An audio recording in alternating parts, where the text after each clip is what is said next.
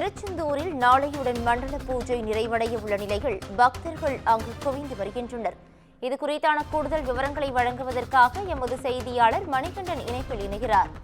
மணிகண்டன், வணக்கம். இது குறித்தான முழு விவரங்கள்.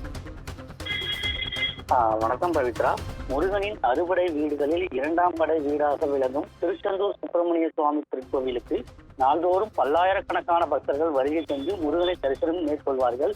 மேலும் கடந்த மாதம் 7ஆம் தேதி கும்பாபிஷேக விழாவானது திருச்செந்தூர் கோவிலில் வெகு விமர்சையாக நடைபெற்றது.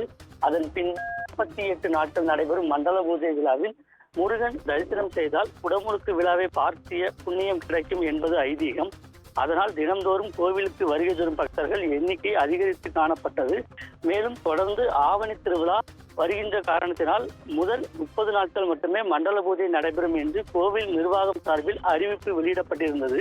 இந்த நிலையில் நாளைய தினம் மண்டல பூஜை நிறைவு விழா நடைபெற உள்ளது.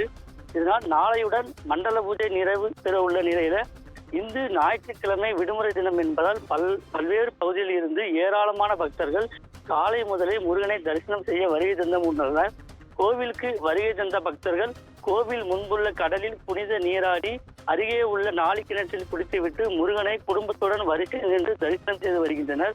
இதனால் பொது தரிசன வரிசை, 100 ரூபாய் கட்டண தரிசனம், மூத்த குடிமக்களுக்கான சிறப்பு வரிசை என அனைத்து வரிசைகளிலும் பக்தர்களின் கூட்டம் நிரம்பி காணப்படுகிறது. காலை 5 மணிக்கு கோவில் நடை திறந்த நிலையில் 6 மணி நேரத்திற்கு மேலாக பக்தர்கள் நீண்ட வரிசை நின்று சுவாமி தரிசனம் செய்து வருகின்றனர்.